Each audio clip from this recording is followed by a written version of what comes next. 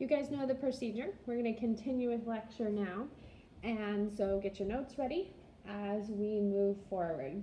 So this picture represents the Israelites putting the blood of the Passover lamb on the doorposts during the Passover.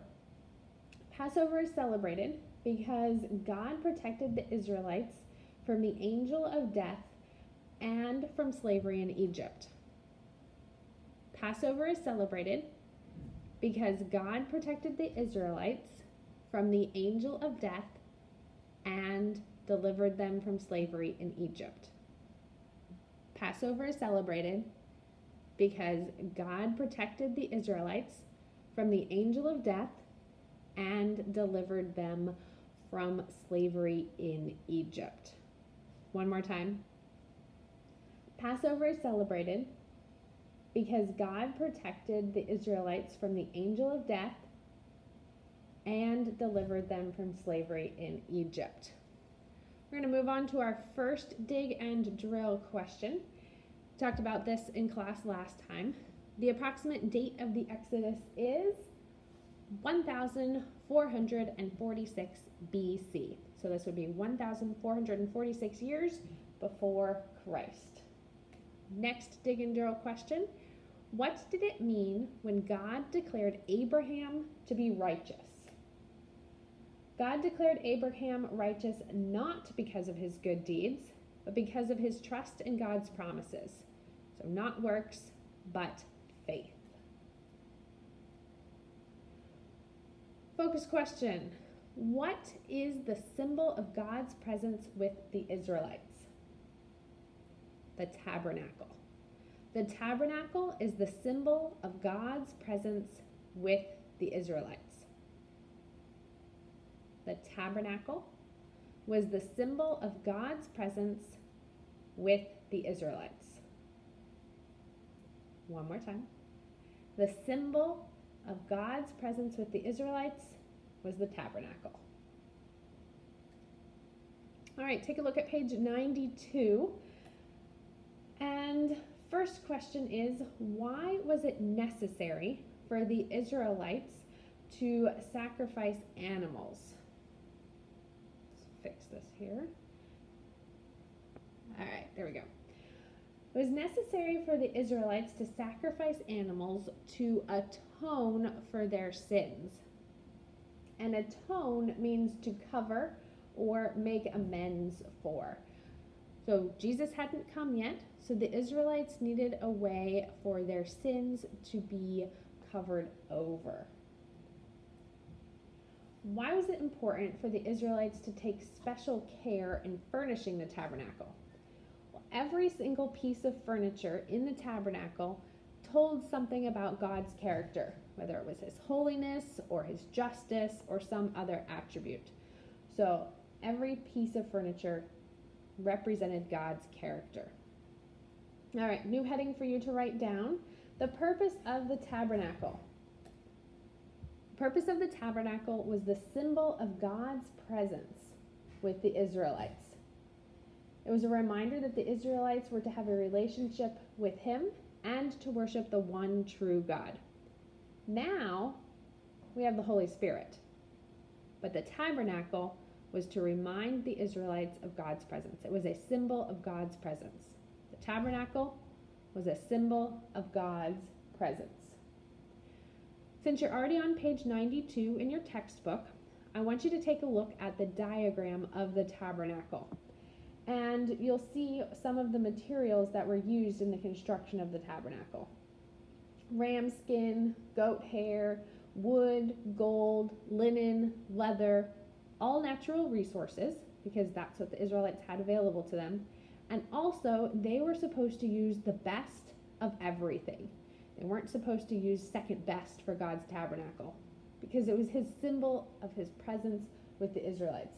And it was kind of to show that the Israelites were special and set apart. All right, next focus question. What do the Jews call the important verse from the Bible that teaches there is only one God? This is called the Shema, and it's found in Deuteronomy 6:4, and the Shema says, Deuteronomy 6:4 says, "Hear, O Israel, the Lord our God, the Lord is one." So that's the Shema, S-H-E-M-A.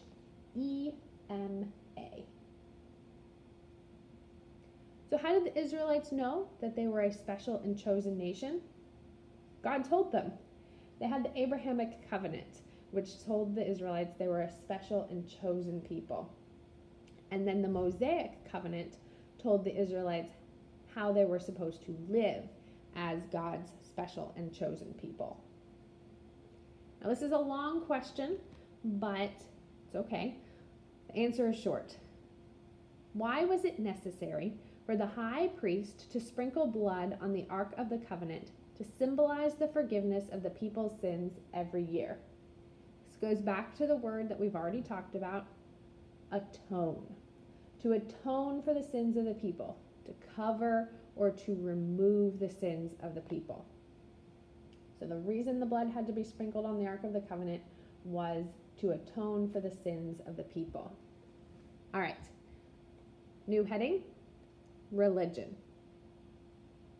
The religion of the Israelites is different from the religion of the other ancient civilizations that we've talked about so far. The Israelites were monotheistic. That means they worshipped only one God. The Sumerians and the Egyptians were polytheistic. They worshipped multiple gods. Mono, one, theism, referring to God. This is a word that you're going to want to make sure that you know. Monotheism. Now, the Israelites had several important religious holidays that they celebrated throughout the year.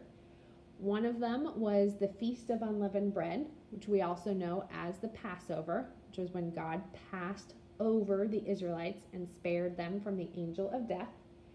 Another is the Feast of Weeks, the Feast of Tabernacles, and the last very important feast that the Jews celebrated was the Day of Atonement. The Day of Atonement was the day that the high priest would go into the Holy of Holies in the tabernacle and sprinkle the blood on the Ark of the Covenant. And that was symbolizing that the people's sins were forgiven. Now you need to write a definition for atonement. And atonement means restoring the broken relationship between God and man. Atonement. Restoring the broken relationship between God and man. Atonement. Restoring the broken relationship between God and man. We don't have to celebrate the Day of Atonement anymore. We don't have to sprinkle the blood of a lamb on the Ark of the Covenant. Jesus took care of all of that for us when he died on the cross. His blood wiped away all of our sins.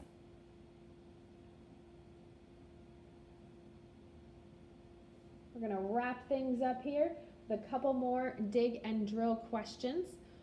What do the Jews call the important verse from the Bible that teaches there is only one God? We talked about that a few minutes ago.